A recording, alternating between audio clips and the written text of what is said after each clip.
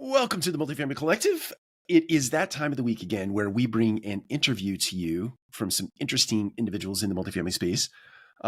So, as is tradition, grab your favorite beverage, grab a notepad, grab some writing utensils, and get ready because you're going to get a lot of value out of this episode. By way of introduction, Kerry Kirby is a renowned entrepreneur, technology innovator, and a philanthropist.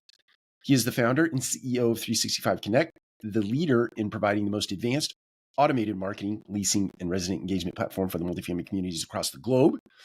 Executing on a progressive vision of creating leading-edge products and services, Kerry has won more technology awards than any other company in his home state of Louisiana, as well as the industry he serves.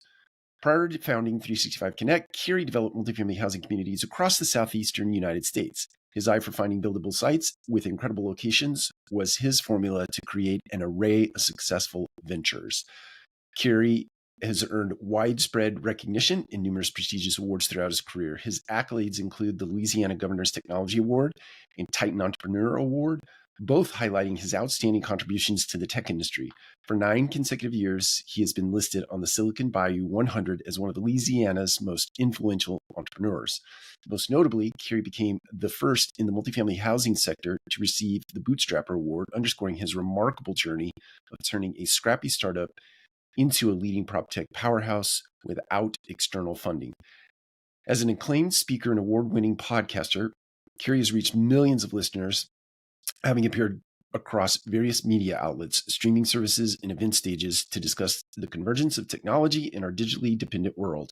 He has appeared on the BBC Digital Planet, BBC Podcast Network, NPR News, CBS's Digital Gumbo segment, an array of global media publications. Kerry is the co-host of the longest-running podcast in multifamily housing industry, the award-winning Multifamily Biz, plus Powerhouse webcast series, as well as the popular Tech Talk series, Multifamily Tech Gurus. I can tell you, I've been listening to the Power Hour webcast dating back to I believe the late 90s, early 2000s, plus minus.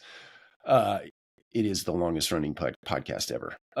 Kerry W. Kirby serves on the board of advisors of Rainbow, a national nonprofit organization that provides service-enriched housing programs for over 32,000 affordable housing units across the country and general partner services to an additional 12,300 units.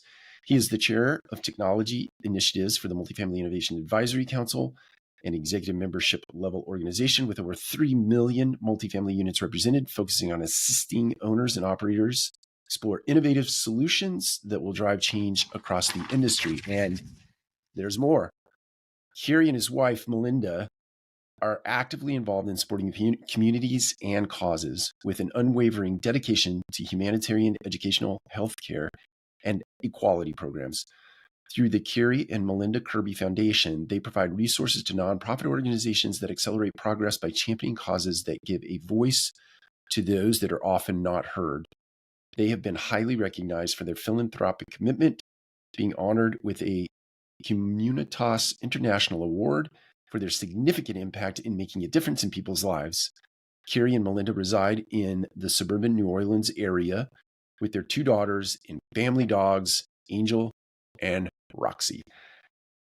And we have a second guest this week, Jimmy Lancaster, who is the Chief Product Officer at 365 Connect.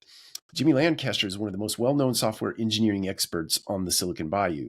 He specializes in building high-performance teams that deliver results and exceed expectations. Jimmy uses his technology and communication skills to define success for customers while motivating teams to create leading-edge products that make a difference for its end users. With a career spanning over a decade in the software industry and a degree in computer science from Southeastern Louisiana University, Jimmy brings the perfect blend of technical knowledge and business expertise to the table. In his role as Chief Product Officer at 365 Connect, Jimmy leads the development team to continually evolve the company's platform and services. He is responsible for formulating strategies for new products, architecting complex integrations, and monetizing emerging technologies. With an unwavering dedication to solving problems, Jimmy interfaces with customers to meet their needs of simplifying operations through delivering innovative solutions. Jimmy and his wife, Tricia, reside in the greater New Orleans area, along with their newborn son, James. They are actively involved in providing scholarships for high school students in Tricia's hometown of Angeles City, Philippines, when Jimmy is not creating the next big thing in technology. He pursues his passion for race cars and can often be found clocking time on the track. Now, this conversation went an hour and 40 minutes. So we're going to break it up into two different segments, and we'll post them 1 week at a time. But it was, dare I say, wide-ranging. We talked about everything multifamily. There was a through line of multifamily, through line of prop tech and technology that is making impact, has made impact, will continue to make impact in the multifamily space.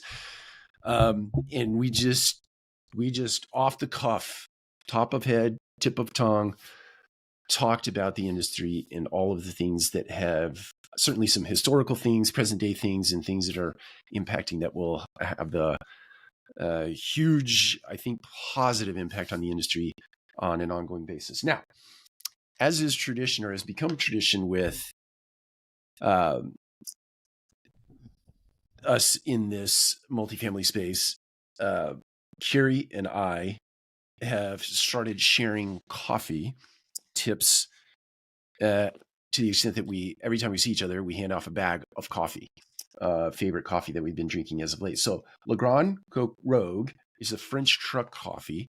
I'm actually drinking it today for this episode. So this is my drink of the day. This is the one I will be publicizing when I post this video out. But I hope you enjoy. This is a long conversation, but there are some incredible nuggets in here just simply because of Jimmy and Kerry's experience in the business over a very long bit of time and the innovative solutions that they've built for the industry over a long bit of time. Hope you enjoy. Kerry, Jimmy, welcome to the show. Mike, excited to be here. Glad to be here. Yeah, totally. I got to tell you guys, I feel like this podcast has been like 5 years in the making. This conversation, this interview has been 5 years in the making. We've certainly engaged and interacted in person at different conferences across the years. We maybe even toyed around with the idea of doing a podcast someday, but here we are. I'm excited about this. I think this one happened because we were actually at a conference last week together, and you said, let's just book it right now. We keep talking about it. And that's how we ended up here. That's right. You said it's your New Year's resolution or something that you're going to just book on the spot, like take action now. I like that. I need that. That's right. I think I shared with you, Jimmy, that I was inspired by somebody who had a watch. I think it was Peter Diamandis. You guys probably know who he is. Peter Diamandis one year put a little thing over the top of his watch that said now. And so every time he would look at the watch, it was like just a reminder to do things right now in the moment. And I love that. I'm inspired by that. Yeah. What time is it now? Yeah. Exactly. Yeah, I think you're right to lead in that this got on the calendar because we said it in the moment, and here we are today. Guys, I'm really excited coming off the conference from last week, the Multifamily Innovation and AI Summit put on by Kerry and Patrick Antrim, who I think they're just doing incredible work on the AI front. But I'm inspired because of the topic of the AI, and I know that you guys, the two of you, 21 years in business, have certainly been not dancing around the edges of AI, but certainly in my head, you've been fully immersed in it. But just kind of lead us off by telling us a little bit about what you're up to. Yeah. So we've been building things, I guess, from forward looking at things, but maybe looking more out the industry. So I think we kind of started off into, I call it future proofing, right? So it's like, what do you do when maybe somebody doesn't show up one day, or what do you do? So it's kind of got two prongs to it in our industry. What do you do to serve somebody better online that's looking for an apartment or wants to lease it right now? How do you shorten the time frames? How do you reduce the workload on your people? And how do you future-proof yourself if, those people you depend on for some reason, I'm not here this day, or, look, we're all employers, or I'm leaving, I'm going somewhere else, and you're scrambling to get somebody to fill those shoes. So I think our entrance into kind of a three-prong approach: self-service, automation, and AI. Self-service is something our industry has done pretty well with as far as portals, and I want to apply online versus here's a sheet of paper like back in the day. Sit here and go fill all this out like you're at a doctor's office with a clipboard. I remember those days. Yeah. So we got into how could we do a lease, totally build an invoice and ship it for signature and collect the move-in money without a human becoming involved. So when we started down that road, Jimmy and I wanted to get some information from basically people we didn't do business with, just people that do leases at properties. And there was this thing, and we never could put our finger on it. We still can't find it. It's sad. We're looking for it. If anybody's listening, please give it to us. So we called it became the term leakage. And what leakage became was we found out there was this gap that if somebody was approved and they didn't get that lease, get them signed up quick enough, they might actually go somewhere else. Oh, yeah. And we still have these conversations today, and they say, yeah, it's a thing, but we don't, I think the measurement, maybe Jimmy can chime in, was that him and I talked about is maybe we look at approvals that didn't convert to a resident. Is that where you're thinking, Jimmy? Well, it wasn't just approvals. It's, from the moment they pay that app fee, right? They go on, they apply, they pay an app fee. They immediately start losing interest, or they're getting anxious, and they're looking because it's not a done deal, right? So the moment they pay that app fee, like the clock starts ticking. And so if you have a really long screening process, and then once they're approved, it's taken a long time to get that lease put together and sent to them. And then, days go by. Yeah. What's the chances that they actually found something else? And, one of the things that we look at a lot is what do the car and what is the automotive industry doing, right? They want you to sign, They want you to drive out with that car right now. Cause if you leave the lot, you might, get a different idea in mind. Right. That's right. They won't let you walk off. There you're on a lot. You're with a human, and they're like, come in here. They don't want, and they're relentless. Right. Well, they know as soon as you get off the lot, they get that chance just dropped in half. So we kind of worked on that premise, and the premise was, okay, we know screening can happen like quick unless there's something weird going on in the background, but typically there's enough databases now where some of the screeners we know, they can get you an answer in 30 seconds, right? Right. That's right. So from that 30 seconds, we can hand you a lease in nanoseconds. As soon as we say, hey, they're approved, which means they're good, there's no contingencies here, give them a lease. And so we built something, and I think it took us a couple of years actually, Mike, because when we tackled this thing, we said, what elephant do we want to eat today? And we said, let's go on people that run on Blue Moon, which is an NAA click and lease program. They serve 8.3 million units. It's the widest used lease in the industry. Also one of the most complex for us to build to, because it's got, what, Jim, if you count all the addendums, is it like 1,000 or something addendums?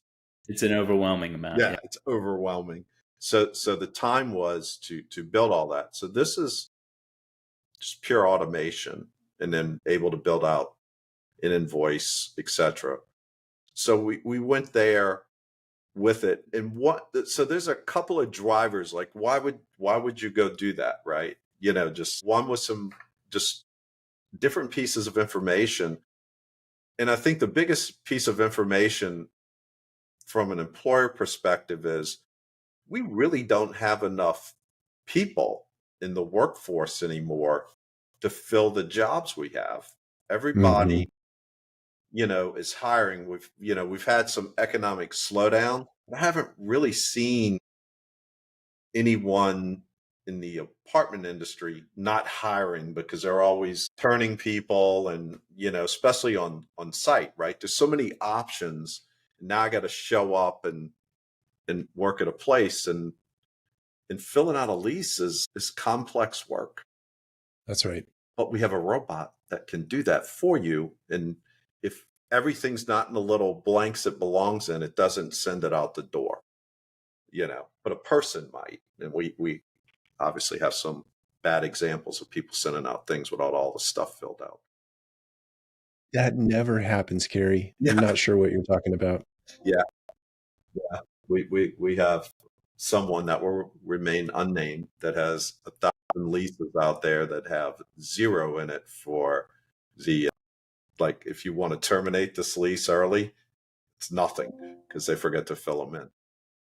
Yeah, that's unfortunately in a world that is not automated, you find those things out. You traditionally find those things out in one of two ways. One, somebody comes in and exercises their right opportunity to exit with 0, or you're selling the property and the buyer's doing their file audit and they're like, oh, wow, you guys weren't really all that diligent on the front side. That's awesome. Which is worse. So Jimmy had his head in this project, which felt like it took forever. It's up and running now. So we have clients using it, and it's pretty awesome, I got to tell you. And the funny thing, Mike, is people will start to use it and they'll be like, no, we got to see these things. We got to touch them. And I think we have one customer, Jimmy, maybe 2 weeks went by and they're like, lock the lease. Don't let anybody touch it. Let it automate. It's like, no, my people have to touch it. It's like, call you up in a panic. Don't let anybody touch the lease. Lock all the fields. Yeah. It's, it goes to that point of, I've heard it referred to as sort of sacred cow business practices. And every company is sort of exposed to these things because whatever it is, whatever the cause is, it's my baby. It's just always the way we've done it, which brings to mind a story of, like, you guys heard the story, not to get off on a tangent, but the Christmas ham story.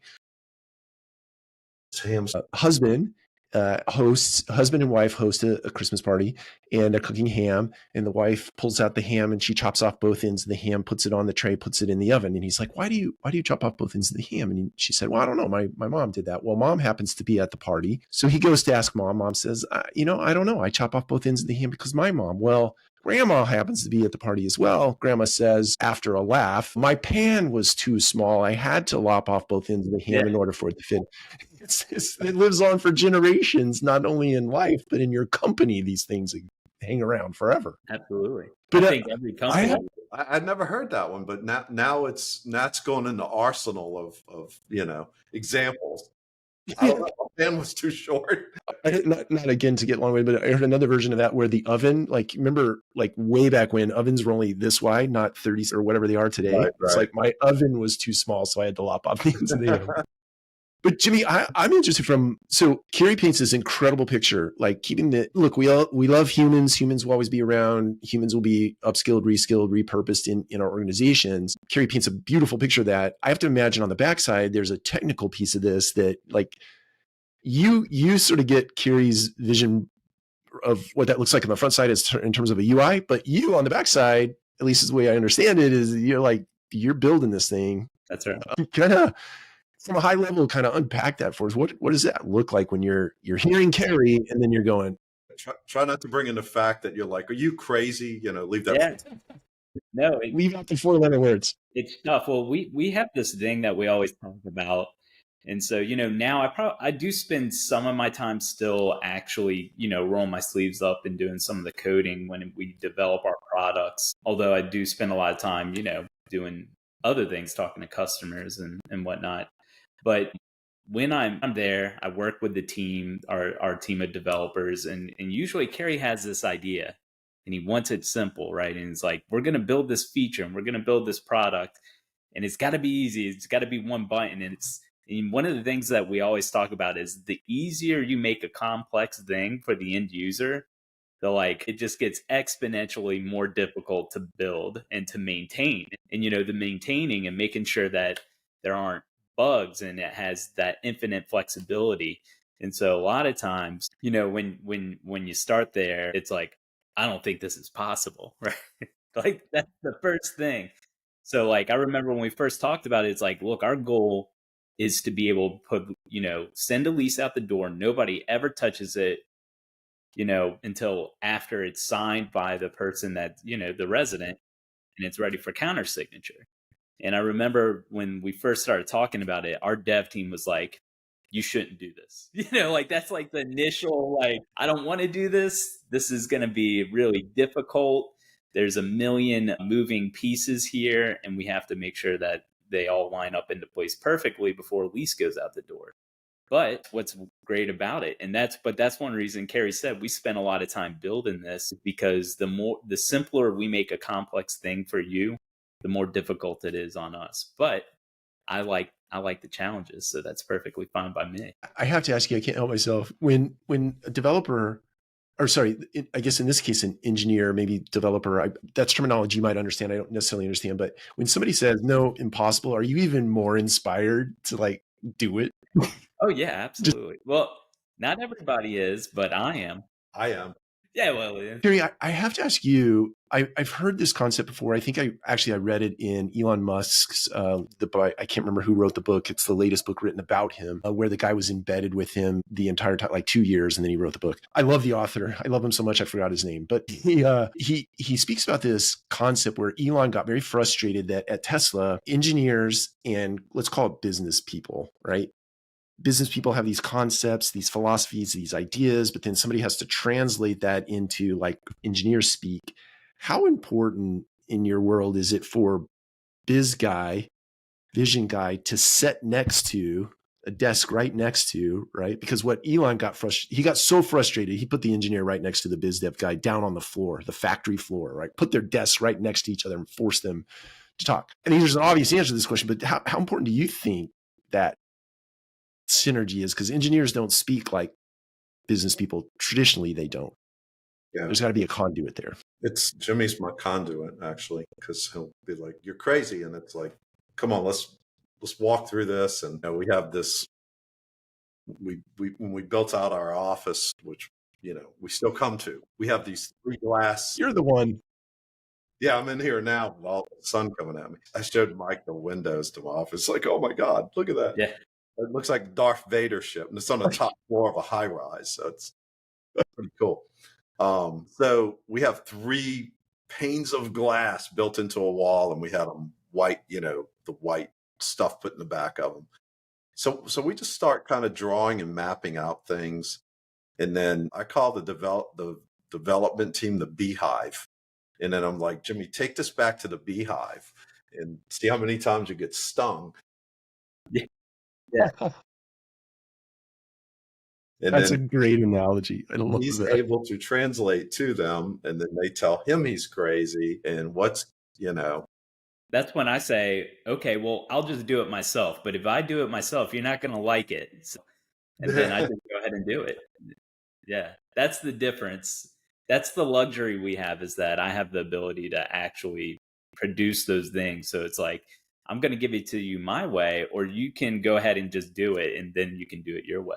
Right. So do you feel like sometimes that pride of authorship or sort of ego, you're sort of leveraging pride of authorship or ego into the There's equation? a little bit of that, and I think part of it is like when you build software, they at the highest level they call that architecting software, right?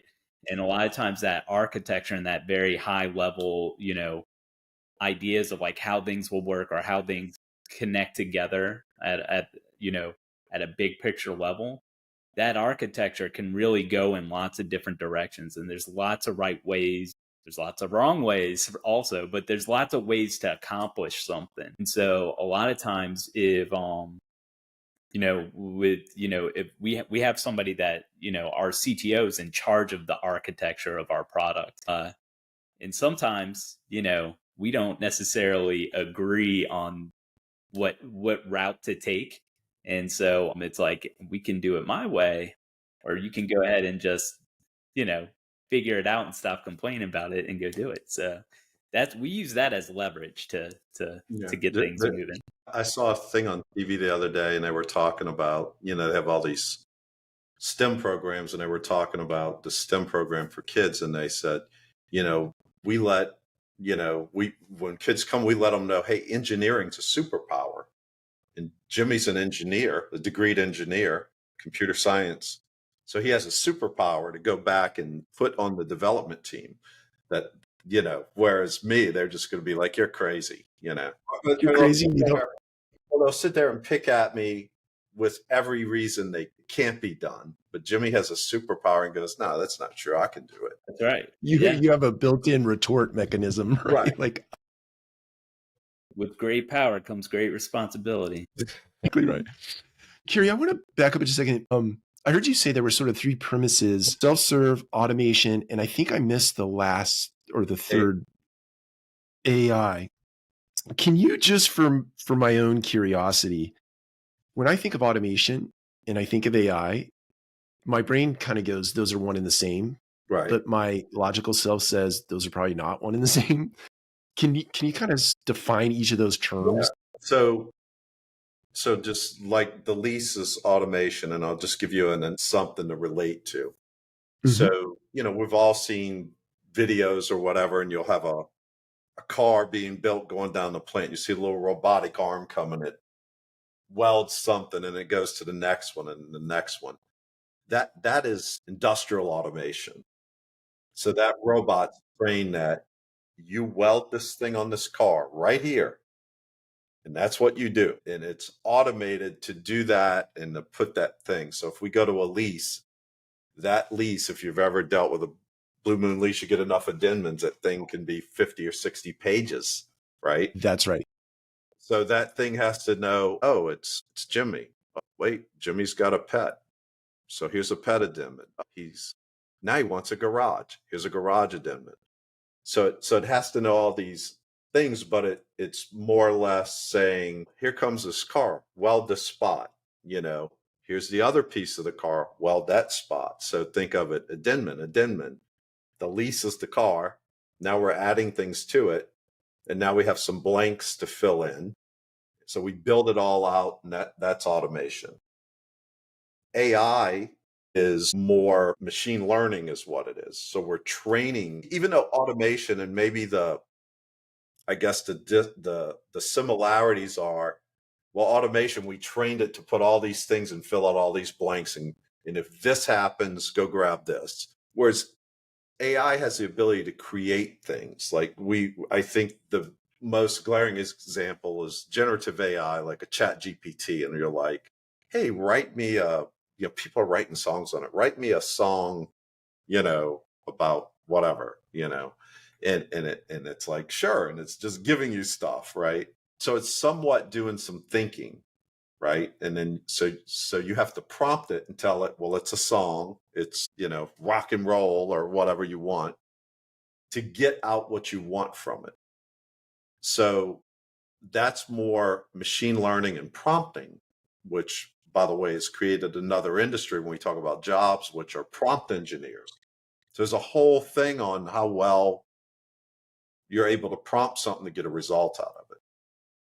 So I think we do a couple of things with AI now, and people think AI is just got to be this big complex thing that's going to change everything they do.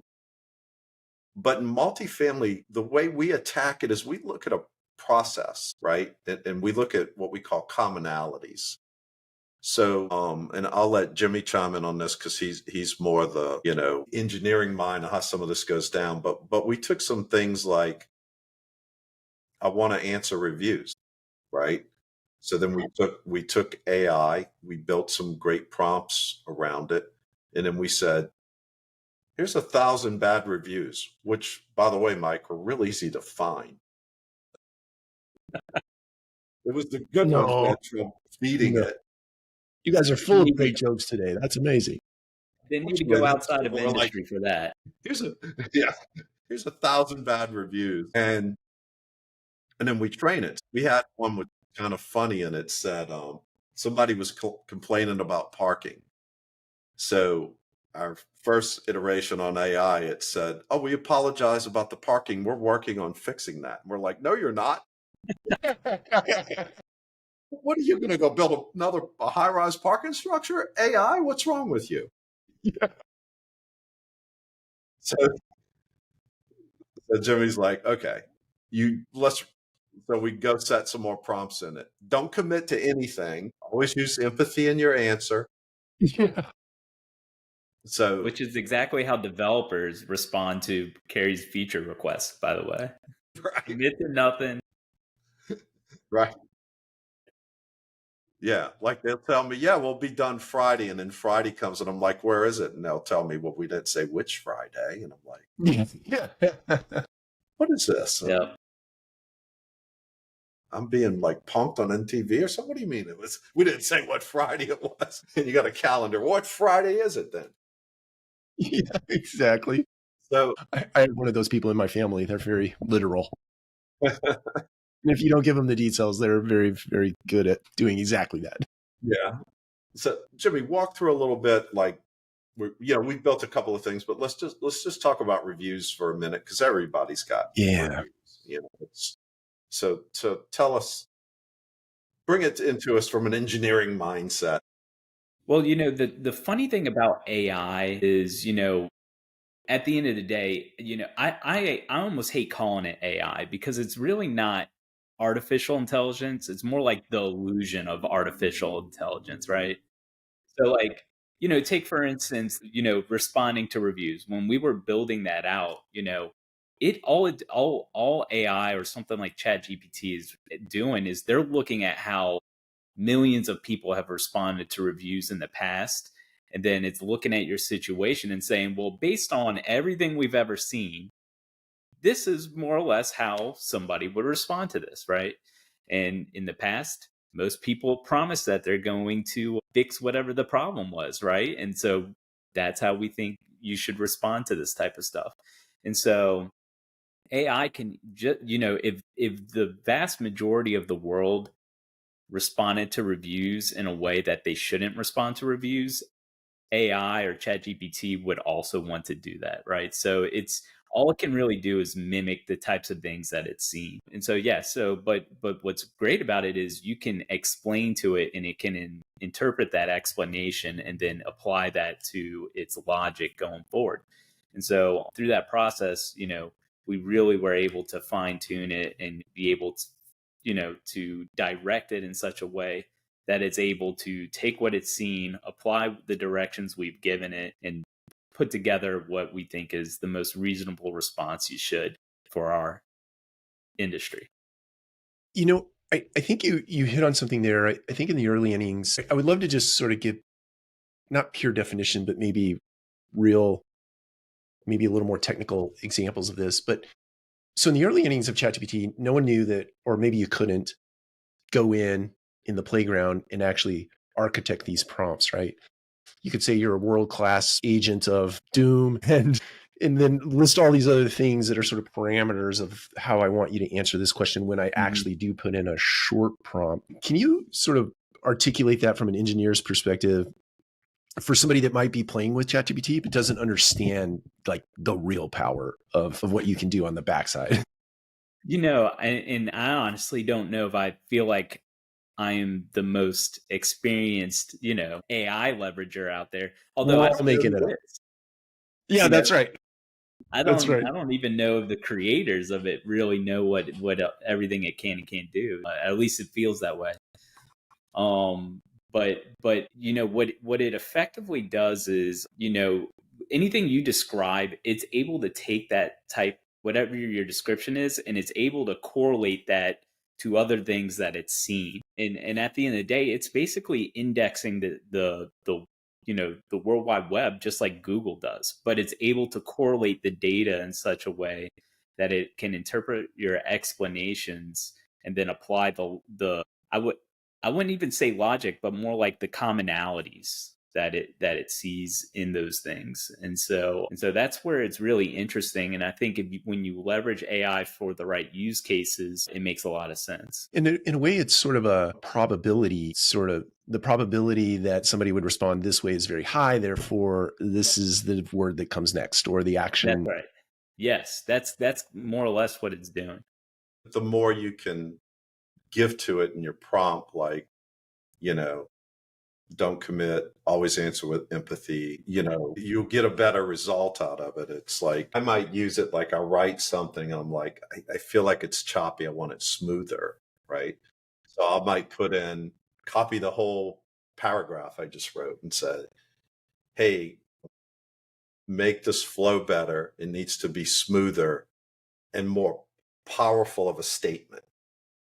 And then, and I might do it a couple of times and I assemble things out of it and I build one, I like build Frankenstein out of 3 different prompts I gave it. And I'm like, well, I like that line, but not this one. And, so I think everybody uses it a little different. Obviously in automation or an automation environment where we're going to use it, that, we just pulled this review from Google. It's good. That's pretty easy. Let's thank them. Well, this one's bad, right? So we need to answer it, sorry you had that experience, and so that's where the real training part comes in, and you're always looking at it and perfecting it. And then there's, things that, so we've built what, Jimmy, 3 things so far. We did that. We've got an SEO piece we built, and then we've got the unit rev piece, what we'll talk about. But bringing it to another example is SEO. So, which is a whole nother topic that we probably need another podcast for, Mike. But most people think SEO, and I have a saying that SEO stands for snake engineered. I like that. I was thinking black hat, but I like your thing better. People have all these interpretations of things that make no sense. Yeah, that's right. They'll go read Google and it's like somebody told us DX index, like unindex all these pages out of Google one day, like 50 of them. And it's like, have you lost your mind? What? And then, well, yeah, Google just released this update. And it's like, did you go read the update notes? Like, I wrote this thing and I think we've never heard from this person again that a company hired to do SEO for them. Maybe they got rid of them. I don't know. But the thing about it is, the real thing with SEO, if you read anything that makes sense, or if you go just read Google, they actually tell you what to do. It's content. So think of it as a media site. If I quit publishing paid, I'm going to drop down in the search engine. I don't have anything new for Google to come crawl. So Google has crawlers. They want new content. So years ago, we got into, let's create content. So we built, like, it's almost like a blogging platform, but we use it for SEO. So it's lifestyle content, relevant to apartment communities. And then as time went on, we actually kept building a machine underneath it internally that it would distribute. It would know, well, that piece went here, don't use it somewhere else. So then we started using versioning and say, well, flip everything, change the title, do this, do that. And we really started playing with Google. So Google, by the way, titles make a difference. If you just flip a title, it'll pick it up because it reads the title. A lot of people think, oh, it's all duplicate content. Google actually lives on duplicate content because it ties a relevant piece to it. So then Jimmy had this idea, well, there's AI now, and then let's spin keywords into this content using AI. So Jimmy, I'll let you tell them about this monster you built.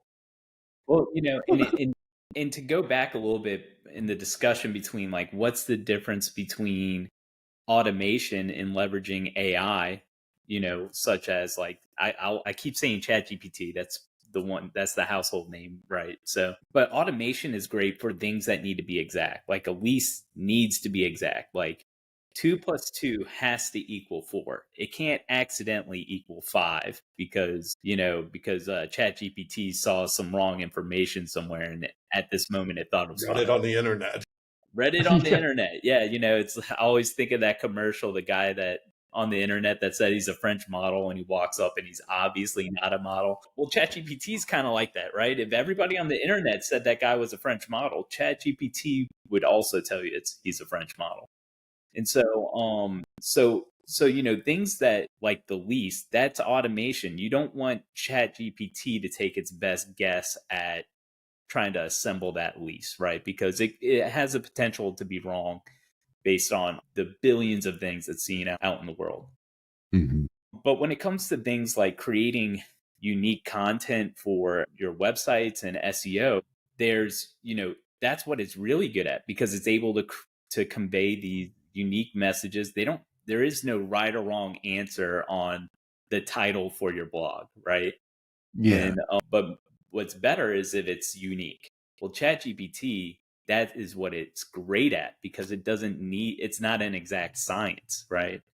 And so what we found is, first of all, we do believe that, or I believe that at some point, Google's going to have to, you know, run tests and say, okay, all this content was generated using something, using AI, because they're just Yeah. going to be flooded with way too much data to index every piece of AI content that's ever come out.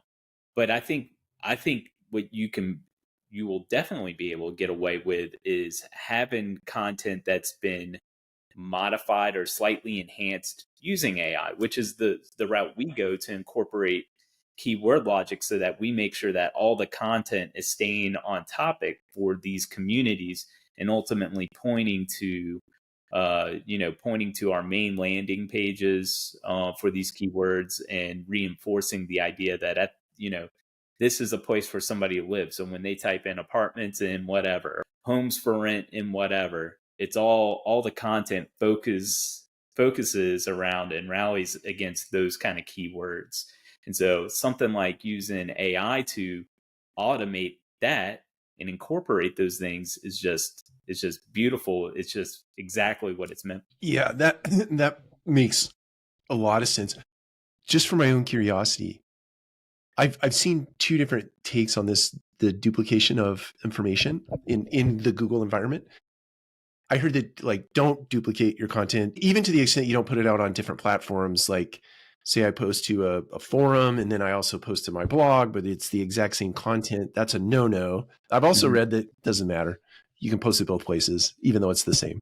I'm just interested for my own sake. It's a lot like, it's like different opinions, right? So if you talk to several different SEO people, they're going to all give you several different answers. And all of them are getting those from the blogs they read, right? Nobody can say for certain, right?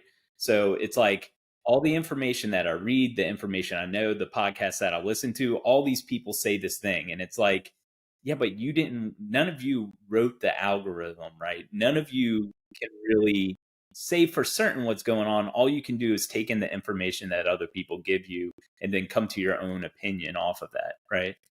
And so, we had the same kind of, or at least I did, I had the same kind of dilemma, because we've had people challenge us in what we do. And I said, well, I don't agree with them, first of all, but what if they were right? And like, how can I know? Because at the end of the day, a lot of us are comparing apples to oranges. It's like, so how can I compare apples to apples? And so what we ended up doing to really validate that, this is okay, is let's go look at highly competitive markets and highly competitive keywords. Like we have lots of communities in San Antonio, and there's thousands of apartment complexes in San Antonio. And it's like, well, all the ones that rank the highest, like if you type in apartments in San Antonio, right, which is probably one of the highest coveted keyword phrases in our industry, if you have an apartment. The first page of it, it's very tough. Right. So all That's the right. all the communities on our platform that show up, first, they all do it. They all have the blogging, and then later, pages, hundreds of results later are the ones that aren't doing it. And so it's like, we actually can compare apples to apples, and it's like the results just kind of spoke for themselves. If you're doing this, you are going to rank better. We know, because we're comparing very similar things that, we have sites that want to rank for these same things. And so Yeah. I think you can do it, but there are some differences. We talked about one, those title tags, which are generally going to be in what they call like an H1 tag, or a header, your primary header tag. Right. by having unique titles, that'll do more for you than anything. So if you can at least just make that one piece unique, you will immediately trick the search engines. So The other thing, like we got into doing this, and we'll leave you on this part, and we'll jump to another thing we're doing with AI. But it's imagine a property site. So this is a mix of automations. It's like we have a machine with unique content that was built in house, not with AI, and it says, okay, take this piece of content, use it here, but don't use it in that market, again. And if it's used somewhere else, maybe the title is spawn of the first paragraph. So that's automation, and it pairs it with a picture. So we have an automated machine, and it automatically does it. So we have a thing, and we'll do one a week. So wrap your head around this. In a year, that property site's got 52 more pages in it. 2 years, it's 100 pages. Keeps growing and growing. So for Google, it keeps coming and getting content. And then we're using AI to spend it's apartments in Houston. It's pet-friendly apartments in Houston. And it's peppering these words on all these things, but blending it in there so it makes sense. It's not crazy. So it blends it into the content. And then over time, we have all these pages. So then Jimmy took and ran a script and said, okay, I want to go look at the lead flow on somebody using this part of service versus those on our platform that don't use that service, and see what the lead difference is. And then Jimmy, tell them what you found. So yeah, the last time I looked at that, I found that these customers receive, I think it was like 40% more organic leads than those of ours that weren't doing it. And as a matter of fact, another company in our industry actually came out. They did some research and they found a statistic that it was like 50 something percent more leads. You had more than 12 landing pages. And so, there's definitely the data is out there that points to, content helps you gain a better organic ranking. And in simplest terms, the way I like to tell people is Google likes content. They want content, and they want content that tells their customer, the person in the search engine typing in a phrase, that this website has a really high probability of having exactly what you're looking for. It's in their best interest for those things to be at the top. And so you have to give them the ammo to have that confidence to put you at the top. Yeah, that's right. It likes quantity, it likes quality, and it likes freshness, right? Correct. Yes. And that's all the things. And then again, it's an example of something that's, when we come back in our industry, people think we're over here splitting atoms all of a sudden, because of AI. It's a mix of something that's always worked. In other industries, that's how they market, is content marketing. So we have content marketing, we have page creation, we have keyword. We're leveraging AI now to spin keywords in it. So we got to have a perfect storm that we've been able to create. So we're probably the only guys that have automated and utilized AI to create SEO. I love that. Oh, sorry, go ahead. I was just going to switch gears. You had sort of made a light segue just a second ago about another thing that you're working on with Rev. I think unit Rev is the way you cited that just a second ago. You guys want to unpack that? That seems really interesting, especially in the environment today. Yeah, I think you saw a very short 5-minute thing on it in the innovation showcase that we were at last week. That's right. So I'll give you just kind of the high points, and then I'll let Jimmy give you the technical pieces of the puzzle. So what Unit Rev does is we have a couple of things, and we'll call them old school, right? We know what your pricing and your unit availability is, right? Because we're sucking it in and maybe displaying it on your website or syndicating it to ILS or something. So we know what that is. We also know, hey, what might be coming, what's on notice. And I always call that, there's always been a saying in the apartment industry, the shadow market. What's the shadow market? It's the houses for rent, right? So people got out of building 3-bedroom apartments like they used to, back in the day because you're now competing with houses. Your shadow market's heavier. So I use the term shadow market on notices, right? Because it's very visible, like, oh, I got 3 1-bedrooms, but you might have 5 on notice. So you really got 8, because you got 5 coming into the funnel here. So it reads the on notice units. We're also kind of working with looking at some other data points, like, there's an array of things and I keep adding to it. So Jimmy will probably cut me off, but it's like, right. What's my typical lease renewal rate? What's my eviction rate? Because that's another thing. So there's like, what causes a vacant apartment unit? It's, well, somebody moved out, somebody skipped, somebody's in eviction. So it's not just one thing, it's a multitude of things, right? That's right. So looks at that data and says, okay, I need to move some 1-bedrooms here. So it's an analyzer, I think is what Jimmy ended up calling it. And so it analyzes this data, and then it says, okay, we need to market 1-bedrooms. Then we're taking a combination, again, some old school things, because we know the industry, and it's like you said, we've been cutting the ends off the ham now for 3 generations. What we're doing it. So we need to market these things, right? So let's take the community assets, right? We got a logo, hopefully.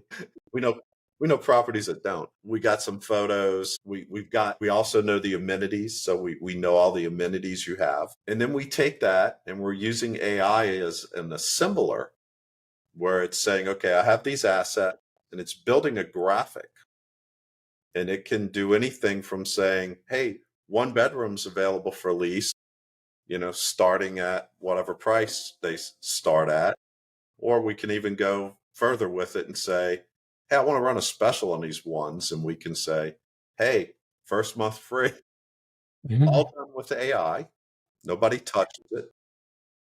Creates a nice content paragraph, a link, tracking link, because we have analytics we built with it. And then we've built integrations into things that are easier to build integrations into, like Twitter, Facebook. People give us APIs and say, here, knock your lights out, do whatever you want.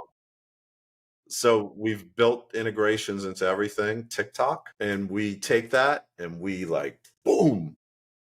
Yeah. And it automatically does it. No human, perfectly written. So we've been baited this thing out. So it's, as Jimmy said, AI is really good at writing things where it's got some leeway. Especially marketing. Yeah, marketing it's great at. It puts hashtags in it.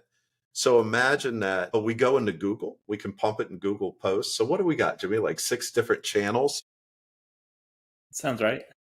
And then we've got another little trigger we put in there. So, and we have tiers depending on what you want that we can, so Instagram, Facebook, TikTok, they have stories, right? And it's ephemeral content. In 24 hours, it goes away. So on 24 hours, when it goes away, here we come with another one. So we can keep stories that a human can't do, right? And so it's hyper marketing, it's relevant marketing. And then we built it for what we call the in-betweens, to just market the community. It's got a pool. Tell them about the pool. It's pet friendly. It reads the amenities. Tell them it's pet friendly. Tell them to come create your next culinary experience in our chef-inspired kitchens. So we built an organic marketing machine that stays out in front of vacancies by looking at this stuff and pumping it. We have a ton of ideas that, again, we'd need, a couple of hours to get through to where we think it could be really off the hook. When we started actually, looking into building this product, one of the things that we did was we took, I want to say it was about 250 different property management companies, and we just went and looked at their social media channels. And one of the interesting things we found is 50% of them just didn't do anything, and I don't blame them. It's not easy stuff. I'm not a social media type of person. It's a lot of work mentally for me create a LinkedIn post or, I don't ever post on Facebook, but 50% were posting, although I don't think anybody posted regularly per se. I mean, maybe a small percentage posted regularly. But the bigger thing was that people, there wasn't really a strategy behind their posting. And so a lot of times, maybe it was a picture of the leasing staff, see leasing staff doing like TikTok videos, but like there was nothing, there was no depth to that post, right? It didn't really do anything, but you say, okay, there's people that look like they're having fun there. That's nice. And so one of the things that we did is like, why don't, if we can automate this creation of content, can we not promote the things that people need to know? Like, is there anything available? Are you running specials? And then what are the reasons I should want to live at your community? You have a pool, you're pet friendly. And then on top of that, I think a good strategy does include incorporating some things like, maybe pictures of residents or things that are going on at the community, which we obviously can't automate because we're not there with a camera. But you can't just have, just the pictures of residents or just, pictures of your leasing staff doing TikTok videos. And so, you have these social media channels. Why don't you leverage that as an opportunity to promote your availability, specials, and then amenities? And so that's kind of, where it came out. And very, very, very few management companies are doing anything like that. And it's because it's intense it takes a lot of time and effort. And a lot of these social media content gets created 4 to 6 weeks before it ever gets posted. A lot of times people create these content calendars. And so it's like, here's a calendar for the next 2 months. It's like, you don't even know what I'm going to have available. Like I might lease all these 1 bedrooms and I'm onto a problem with 2 bedrooms. Right. And you don't know that because you created a content calendar 6 weeks ago. Now, before we let you go, I want to remind you that we are going to bring you part 2 of this interview next week, simply because the podcast ran for an hour and 40 minutes plus minus. So we thought we would break this up into 2 parts. So please join us again next week when we bring you the second part of this wonderful conversation with Kerry Kirby and Jimmy Lancaster, both from 365 Connect. Take care.